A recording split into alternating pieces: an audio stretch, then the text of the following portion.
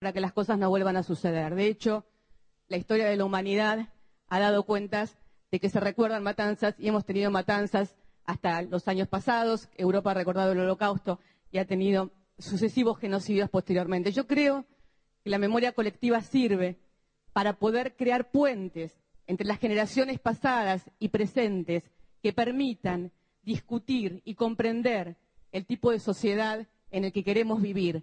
El tipo de sociedad que hizo posible un genocidio, porque no fue un genocidio llevado adelante solamente por un gobierno militar, fue un genocidio llevado adelante también por grupos empresarios que lucraron con ese genocidio, por grupos empresarios como el Grupo Macri, que se llenó de dinero con los seguros de cambio, con los acuerdos con Cavallo y con los acuerdos con la provincia de Buenos Aires durante la dictadura militar. Mientras existían los campos de concentración, el señor hoy jefe de gobierno hacía su fortuna en negocios con los militares. Entonces, cuando hablamos de memoria colectiva, primero tenemos que saber que la memoria colectiva es un diálogo y es la búsqueda de la verdad.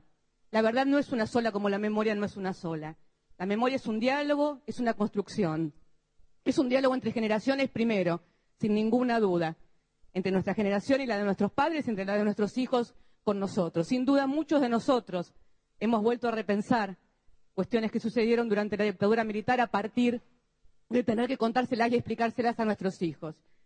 Sin duda la ciudad de Buenos Aires ha dado unos pasos enormes en este sentido, con una cantidad de leyes que hacen que el tema se trate en las escuelas, con una cantidad de leyes que han fomentado la creación del Instituto Espacio para la Memoria y sin duda con la creación del Parque de la Memoria y de la otra cantidad de sitios puestos en uso para que formen parte del acervo ciudadano donde se recuerda, donde se busca la verdad y donde se busca la justicia. Ese diálogo y esa búsqueda de consenso es el centro de la memoria colectiva. La memoria no puede buscar la hegemonía. Ningún grupo puede buscar la hegemonía de la memoria. Ningún grupo, ni el que está en el poder, ni el que no está en el poder, ni el que está en el Estado, ni el que no está en el Estado. La memoria es un rompecabezas que se forma con cada uno de los ciudadanos y ciudadanas de esta ciudad. Seamos o no seamos víctimas, tengamos o no tengamos relación con las víctimas. La memoria es un diálogo donde está involucrado cada uno de los porteños y las porteñas, de los argentinos y de las argentinas, porque tiene que ver con el país que hizo posible un genocidio y sepamos bien que el Estado que hoy tenemos y que las formas de la justicia y las formas de protección del ciudadano no son demasiado diferentes a aquellas que hicieron posible un genocidio y que hay todavía mucho para hacer en la transformación del Estado y en la transformación de la justicia lenta que tarda en llegar para las víctimas y para sus familiares. Esa construcción y ese diálogo no lo podemos cerrar en una sesión en este recinto porque creamos que encontramos entre algunos la mejor fórmula. Yo me niego terminantemente a que me hagan elegir entre Estela Carlotto y Adolfo Pérez Esquivel. Me niego terminantemente a que me hagan elegir entre Carmen Lapacó y Aldo Echegoyen. Me niego terminantemente. Los llevo a todos en mi historia, en mi corazón. Tengo más o menos cercanía o diferencias políticas con ellos. Pero no tengo ninguna diferencia en la visión de lo que fue para la Argentina, para ellos en particular y para todos en general el largo camino, la larga noche desde el 24 de marzo del 76 y la larguísima lucha que no hubiera existido y hoy no existiría memoria en este país si no fuera por los organismos de derechos humanos.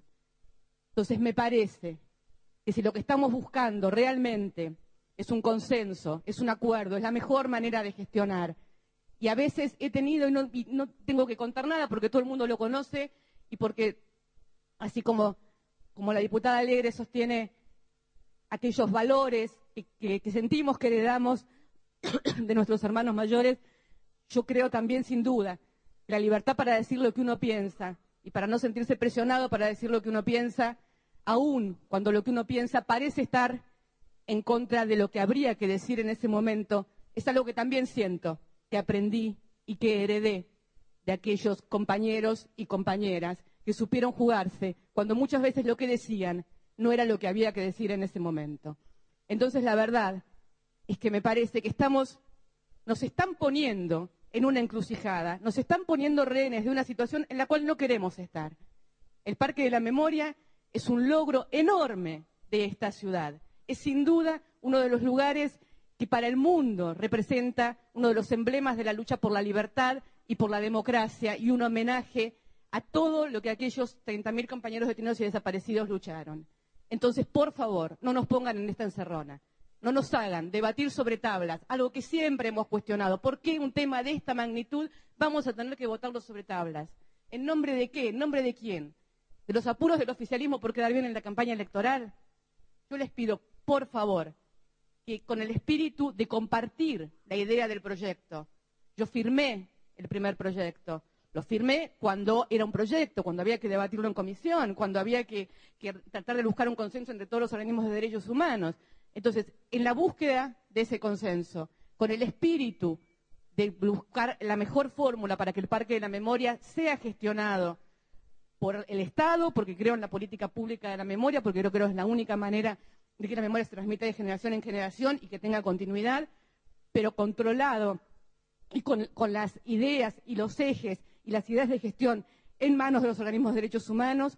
Con ese espíritu nos demos un poco de tiempo más para tratar de volver a reunir, de volver a encontrar a los organismos de derechos humanos, que nosotros sabemos que tienen diferencias, pero que para la sociedad argentina siguen siendo los organismos de derechos humanos.